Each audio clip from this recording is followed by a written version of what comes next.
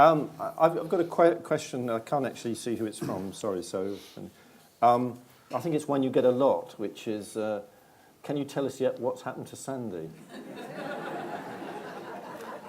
If I tell you, I have to kill you. And that's not smart with who's in this audience. Okay. I did have an email from a reader about a year ago who said, "Dear Mr. James, I've worked out that I'm a lot younger than you, and I suspect I'm a lot fitter than you, which means you're going to die before me.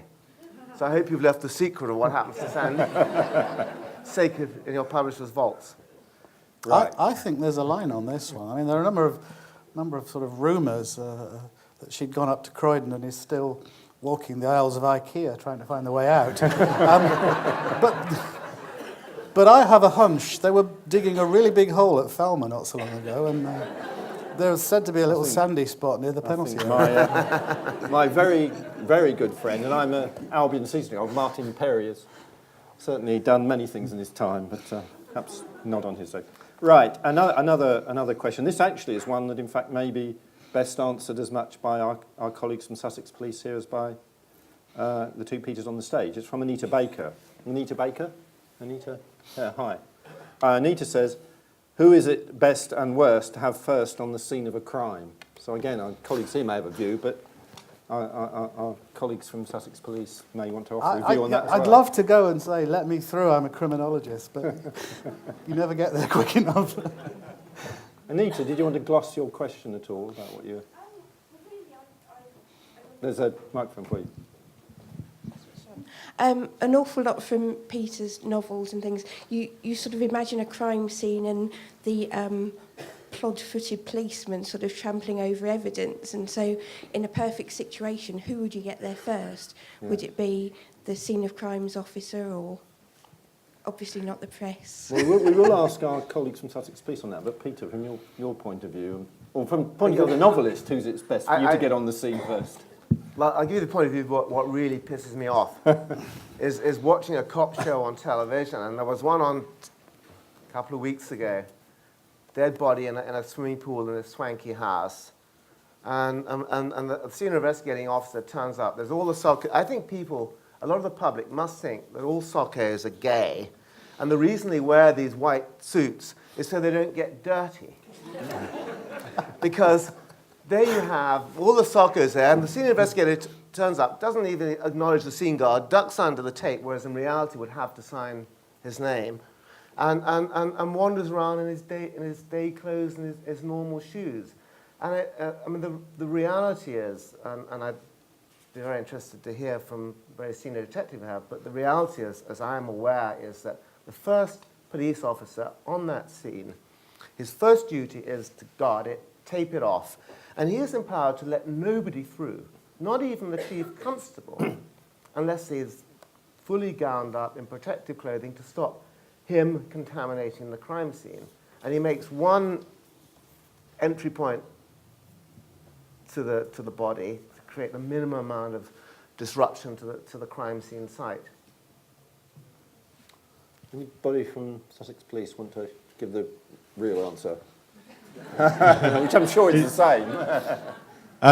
Yeah, I'll try. As ever, Peter's research is flawless, and he's absolutely right in the way that the crime scene is managed. To answer the direct question, the best person to be first at the crime scene and to remain there is the killer, so that we can actually arrest them.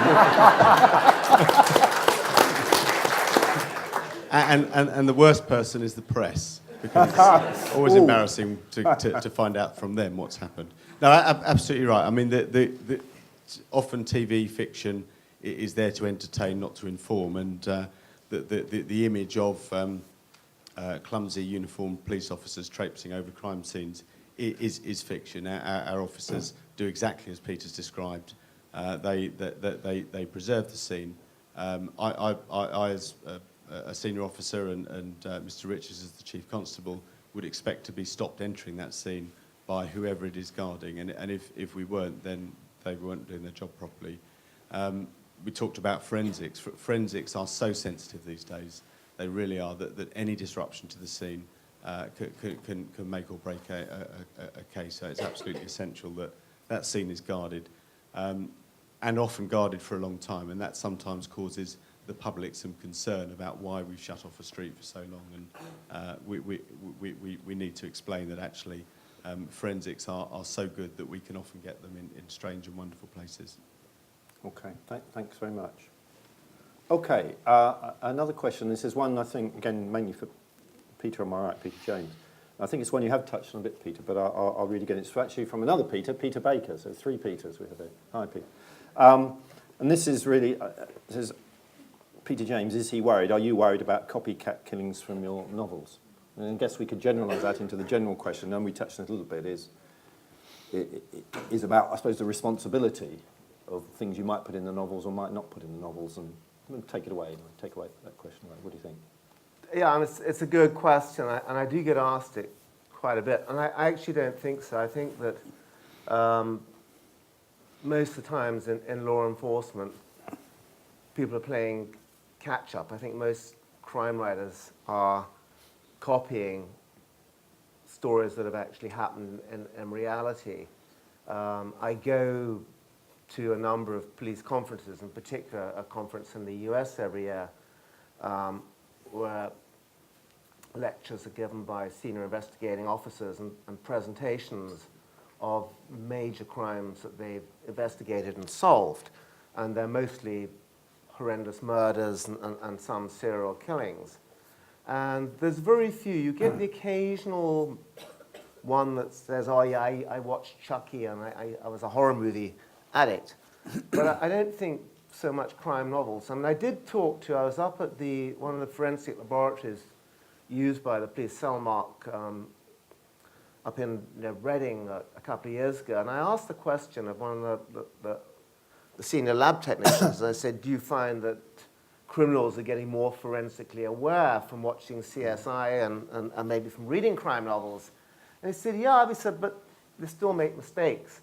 He said, they now think they're smart because they'll sometimes do a crime when they're wearing a full protective suit and rubber gloves, and then they throw the rubber gloves in the bin. And we get the DNA from inside. So there's, they get smart, then I think the police get smart. There is this constant catch-up, but I don't so far, and I hope it never happens, that I inspire a criminal to do something. Any thoughts on that general question? I think that phenomenon, not so much copycat killing, but the impact of programs like CSI. There's been a big debate in American criminology precisely about the learning curve that provides to offenders in order to forensically protect themselves. But of course, they do make mistakes. If criminals learnt that quickly, fingerprint technology, which has been around for nearly 100 years, would have been scuppered instantly by criminals always wearing gloves, and of course they don't. But the other element of it is it's not just that programs like CSI showing the way that evidence can be left and analysed, it's also apparently had an impact on juries, and juries becoming much more sceptical of evidence unless they can see it for themselves. I think there's some element of that in relation to the role of CCTV in gaining convictions in the UK too. Unless a jury can be shown the evidence, it's a more contestable case for the defence. And I think that obviously ratchets up the cost of bringing any prosecution, and it compromises investigative processes. So it's not just that criminals learn. I think we all become sceptical in a sceptical age, and maybe it's good that we're a sceptical age, but we all become sceptical. Unless we can see it for ourselves, maybe as jury people we would be less likely to convict people.